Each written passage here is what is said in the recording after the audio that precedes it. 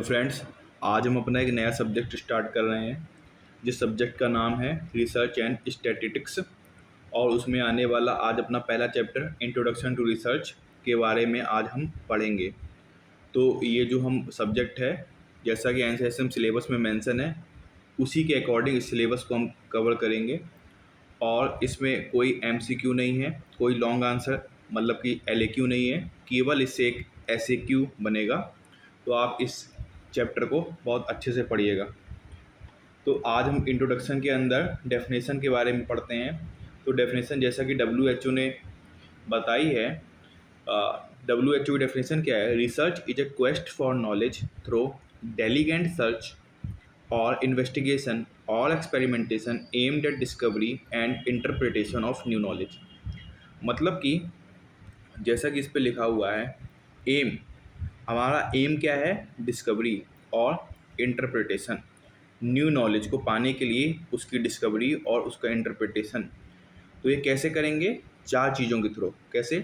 Knowledge, उसके बारे में हमें जानकारी, उसके बारे में सर्च करेंगे, उसके बारे में इन्वेस्टिगेशन करेंगे, और उससे रिलेटेड जो भी एक्सपेरिमेंट होंगे वो भी हम सब परफॉर्म करेंगे। तो किसके लिए? न्यू नॉलेज को पाने के लिए, जो उसकी डिस्कवरी है न्यू नॉलेज की और उसका जो इंटरप्रिटेशन है, उसको एम करके किसकी हेल्प से? चार चीज़ों की हेल्प लेंगे: नॉलेज, डेलीगेंट सर्च, इन्वेस्टिगेशन और एक्सपेरिमेंट।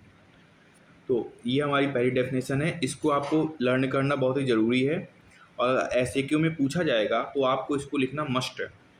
तो हम सेकंड इसकी डेफिनेशन है वो स्टार्ट करते हैं। क्या लिखा है? Research is a search of organised knowledge. और जो हमारी थर्ड डेफिनेशन है, research is a systematic investigation to gain knowledge about the phenomena and problems. ठीक है। तो ये दो आपको मेनली जो पहली डेफिनेशन डब्ल्यूएचओ के अकॉर्डिंग है उसको याद करना है, और सेकंड और थर्ड डेफिनेशन उसी से रिलेटेड हैं। बस इनको आप एक बार समझ लेना है और देख लेना है। ठीक है, अब हम आगे बढ़ते हैं।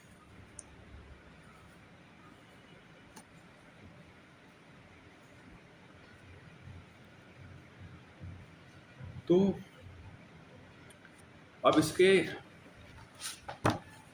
जो हम आगे देखते हैं, इसमें क्या है? Acronym of research.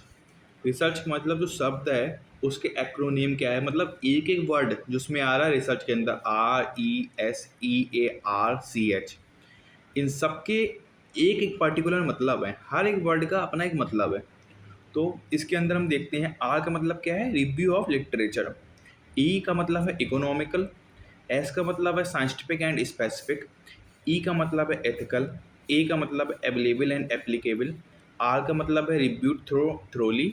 सी का मतलब है क्रिएटिव। एच का मतलब है हाइपोथेसिस प्रूफ। मतलब कि ये सारे स्टेप हैं। इन सब स्टेप के द्वारा, जैसा कि आपने ये रिसर्च के अंदर देखा है, इन सारे स्टेप के अंदर हम एक हाइपोथेसिस, जो कि हमारा लास्ट स्टेप है, उसको हम एक प्रूव करते हैं। यही हमारा रिसर्च का मेन गोल होता है। हमें क्या बनानी है? एक हाइपोथेसिस है, उसको हमको प्रूव करना है। अब हम इसके ऑब्जेक्टिव में चलते हैं। ऑब्जेक्टिव में क्या लिखा है? To investigate basic principles of Ayurveda and explain it in modern terminology. Basic principle of Ayurveda कौन से हैं? जैसे कि हमने फर्स्ट ईयर के पदार्थ विज्ञान में पढ़ा था, पंच महाभूत का सिद्धांत, चिकित्सा के चतुष्पाद, और क्या था? आत्मा, भूतात्मा, इन सब के बारे में पढ़ा था।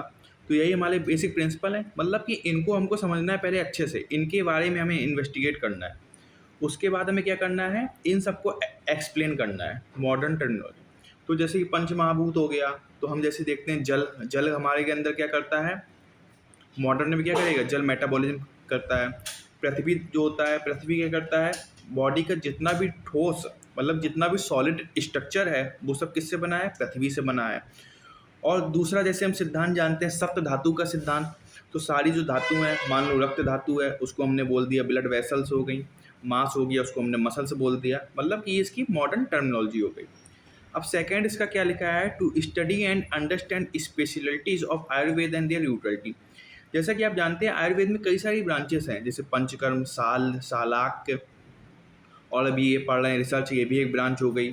तो मतलब बहुत सारी ब्रांचेस हैं आयुर्वेद में: रचना शारीर, क्रिया शारीर, पैथोलॉजी, रोग निदान, ये सब ब्रांचेस को अच्छे से पढ़ना, स्टडी करना और उनको समझना इन सब ब्रांचेस के बारे में, और उनकी यूटिलिटी, मतलब कि कौन सी ब्रांच कहाँ काम में आती है।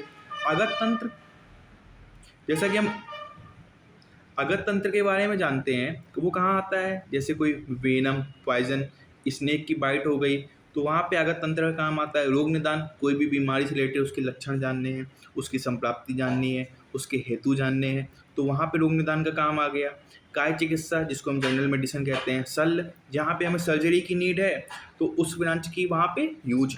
तो मतलब अलग अलग ब्रांचेस पढ़ते हैं, अलग अलग ब्रांचेस के कहाँ कहाँ यूज होते हैं उसको हम डिटेल में पढ़ते हैं। फिर तीसरा हमारा पॉइंट क्या है, to establish Ayurvedic management in epidemics.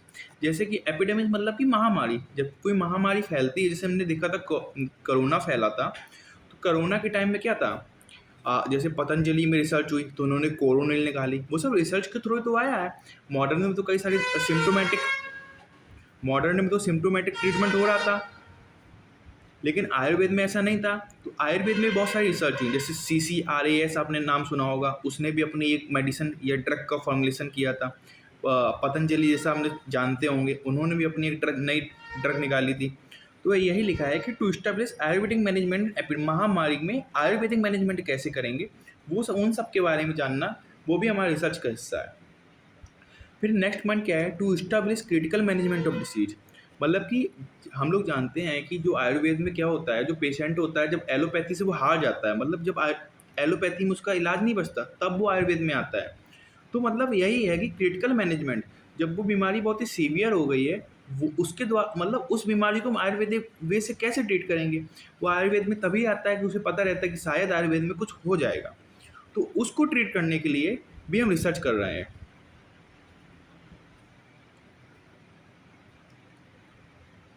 फिर हमारा जो नेक्स्ट पॉइंट है, to study cause and effect relationship for the proper understanding of Ayurvedic concept.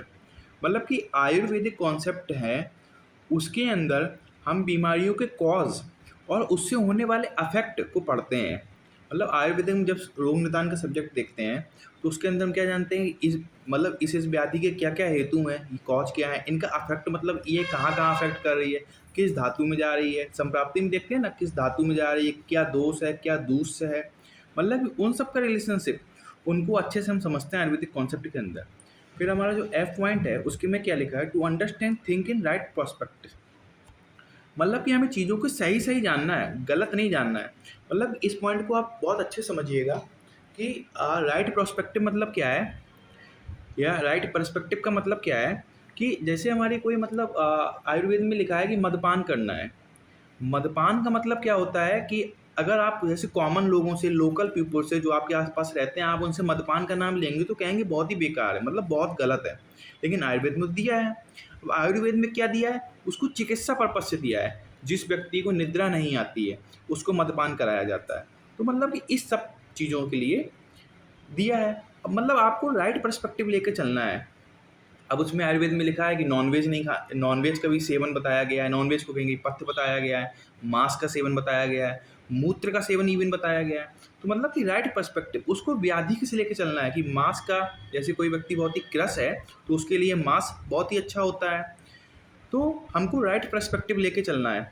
अब जो जी पॉइंट है हमारा, टू इस्टेब्लिश इंपॉर्टेंस ऑफ पथ्य अपथ्य इन आयुर्वेदिक ट्रीटमेंट। अब पथ्य अपथ्य मतलब कि ये सब चीज़ें भी, इनके बारे में रिसर्च करना। अब पथ्य के बारे में रिसर्च क्यों करना, हम लोग कॉमन भाषा में जानते हैं, जो अपना दही होता है, मतलब जिसको कर्ड कहते हैं, वो क्या होता है, घर में कहा जाता है कि ठंडा होता है, ठंडा होता है, शीत होता है, शीत होता है, ठंड लग जाएगी। लेकिन आयुर्वेद में क्या दिया है, उष्णमीन दिया है। तो मतलब पथ्य को हर एक ड्रग में ऐसे ही कंट्रोवर्सी है, जो बाहर से कुछ और लगती हैं लेकिन आयुर्वेदिक में कुछ और दिया है। तो उसको भी रिसर्च करके हमें सही बताना होगा कि ये सच में सही लिखा है या गलत लिखा है। तो मतलब कि हमको इस्टेब्लिश करना होगा, रिसर्च करनी है उसके बारे में, तभी वो चीज़ जो हाइपोथेसिस है वो प्रूव होगी और वो लोगों के वेलबीइंग के लिए यूज हो सकेगी। तो ठीक है, आज ही हमने रिसर्च के अंदर अपना पहला लेक्चर आपको दिया है, और आप हमारे चैनल को सब्सक्राइब कर लीजिएगा। और भी लेक्चर आपको इससे रिलेटेड मिलते रहेंगे, दूसरे भी सब्जेक्ट में लगातार लेक्चर आएंगे, तो सब्सक्राइब और लाइक कर दीजिएगा वीडियो को।